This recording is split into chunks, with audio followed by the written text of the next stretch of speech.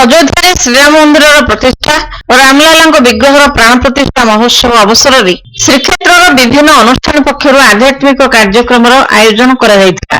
Loknath road ସାଗର ପଡିଆ ସାହିରେ ଏହି ଅବସରରେ ଏକ ଭକ୍ତି ସଙ୍ଗୀତ ସମାରୋହର ଆୟୋଜନ କରାଯାଇଥିଲା।